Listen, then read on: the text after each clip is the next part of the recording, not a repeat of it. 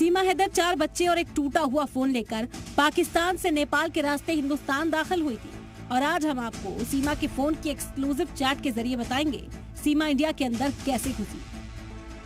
सीमा की चैट से मिली जानकारी को हमने नेपाल में जाकर ग्राउंड जीरो पर भी परखा और उसके बाद सीमा की इंडिया में एंट्री को लेकर एक नहीं कई खुलासे हुए। सबसे पहले हम आपको दिखाते हैं वो बस जिसे आज से पहले आपने टीवी पर नहीं देखा होगा। सीमा को इंडिया तक लाने वाला सृष्टि यातायात इस बस के बारे में हमें इसके ऑफिस से मालूम चला। वो बस कहाँ पे खड़ा है आपका? मेरा तो वहाँ गैरेज में है ना। गैरेज में गया वो ठीक होने के लिए। हाँ। तो जो क्या नाम है उस ड्राइवर का जो लेके गया था? वो तो उसका एक्चुअल नाम तो रामचंद्र अधिकारी है, लेकिन राजू अधिकारी बुलाते हैं ना उसको। हम इस खबर की तस्दीक करने पोखरा में ही मौजूद उस गैराज में भी पहुंचे जहां पर उस बस के खड़े होने का दावा किया जा रहा था जिससे सीमा दिल्ली तक पहुंची थी। और जब हम वहां गैराज में पहुंचे तो हमें वहां पर NA6KHA 9463 नंबर की सफेद बस खड़ी दिखाई दी। हम इस समय नेपाल के पोखरा में हैं और उस जगह पर हैं जहां पर वो बस खड़ी है जिसमें सवार होकर के सीमा अपने 4 बच्चों के साथ भारत में दाखिल हुई थी। ये जो आप सामने बस देख रहे हैं, हालांकि इस समय बस नेपाल के पोखरा में गैराज में खड़ी हुई है, लेकिन ये जो आप नंबर देख रहे हैं 9463 9463, इसी बस में सवार होकर के सीमा हैदर नेपाल से भारत पहुंची थी। जो बताया गया है कि इस बस में जब सवार होने के लिए आई थी तो उसने अपना नाम सीमा मीरा ठाकुर बताया था। अपने जो 4 बच्चे हैं प्रियंका, मुन्नी, राजा और परी, ये नाम उसने अपने बच्चों के लिखवाए थे और 20,000 रुपये 4 सवारी के लगते हैं, यानी कि 5,000 रुपये नेपाली करेंसी के हिसाब से एक पैसेंजर का किराया ये कंपनी वसूलती है। लेकिन क्योंकि वो बच्चों के साथ थी इसलिए डिस्काउंट दिया गया और 18,000 रुपये किराए पर बात हुई थी। सवाल ये भी उठता है कि अचानक सीमा का मामला सुर्खियों में आने के बाद से ये बस गैराज में क्यों खड़ी हो गई। हमने ये पता करने की कोशिश भी पोखरा में ही की। ये जो बस गैराज में खड़ी है, पिछले करीब 10 दिनों से ये बस यहाँ पर गैराज में खड़ी है। अब जो भारत जाने के लिए जिस बस का इस्तेमाल किया जा रहा है वो दूसरी बस है जिसे भारत में ये लोग इस्तेमाल कर रहे हैं। तो ये बस जब आई थी यहाँ पर तो उसके बाद इसके अंदर कुछ इंटीरियर चेंज होना है, काम होना है, इसलिए ये गैराज में पिछले 10 दिनों से खड़ी है। और इस बस को पहली बार आप सिर्फ जी न्यूज़ पर देख रहे हैं जिसमें सीमा हैदर सवार होकर के भारत में आई थी। सृष्टि यातायात की इस बस के मालिक ने बताया कि बस का इंटीरियर चेंज किया जा रहा है। अब सवाल उठता है कि ये कैसे माना जाए कि इसी बस में सीमा इंडिया आई। तो इसे साबित करता है सीमा हैदर का वो चैट जो उसने बस के स्टाफ के साथ की थी।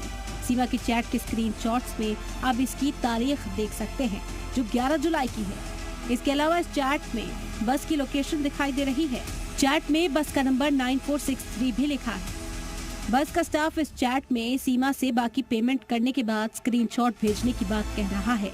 इसके बाद इस चैट में सीमा की तरफ से मीना जी नाम का एक नंबर शेयर किया जाता है और बस वाले को उस पर मैसेज भेजकर बाकी पेमेंट लेने की बात कही जाती है। जी मीडिया पर सीमा की इस एक्सक्लूसिव चैट के सामने आने के बाद ये बात पक्की हो गई है कि इंडिया पहुंचने के लिए सचिन लगातार सीमा के राब्ते में था और उसकी मदद कर रहा था। बस ऑपरेट करने वाली सृष्टि यातायात कंपनी ने ये भी बताया कि बस का पेमेंट के लिए सीमा ने किसी तीसरे शख्स से दिल्ली से पैसे अकाउंट में डलवाए थे। वो दिल्ली से भी एक कॉल आया था ना, हमारा फैमिली उधर से आ रहा है तो आपके सीट अवेलेबल है कि नहीं आपके।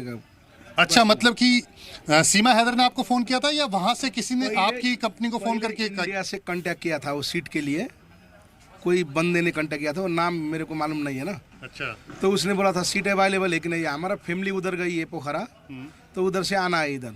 तो हमने बोला ठीक है, आपका वो इधर पोखरा से कौन आने वाला है उसका नंबर दे दीजिए। तो उसने हमारे नंबर में कांटेक्ट किया ना।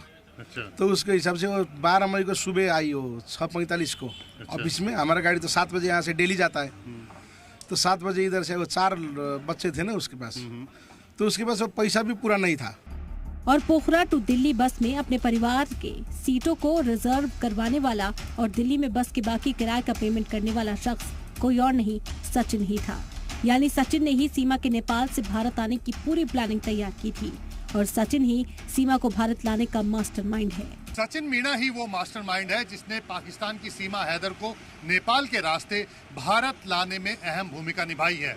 मार्च के महीने में जब वो सीमा हैदर के साथ एक हफ्ते के लिए नेपाल में रुका था, उसी दौरान उसने सीमा को भारत आने के रास्ते को लेकर के मैप तैयार कर लिया था। और जब वो भारत गया तो वहां पर ही जाकर के उसने सीमा हैदर के लिए बस की बुकिंग की, ताकि सीमा हैदर नेपाल के पोखरा के रास्ते भारत में दाखिल हो सके। खास बात यह है कि सरकार की बस भी भारत नेपाल मैत्री बस चलती है, लेकिन उसमें चेकिंग ज्यादा होती है, इसीलिए उसमें पकड़े जाने की संभावना भी थी।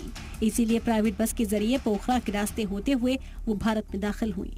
सचिन ने सीमा के लिए सारे इंतजाम कर रखे थे, इसीलिए सीमा को इंडिया में घुसने में कोई परेशानी नहीं हुई। इसीलिए सीमा भी अपने इंटरव्यू में इसे इतना मुश्किल नहीं बताती हैं। मैंने पाकिस्तानिटी बताई नहीं थी, मुझसे वाकई पूछा गया था तो मैं सचिन की पत्नी थी, मैंने अपने पति का ही नाम लिया कि मेरे पति हैं, मैं उनके पास जा रही हूँ। और अब मुझे नहीं लगता कि ये गलत होगा, क्योंकि मेरे पति है।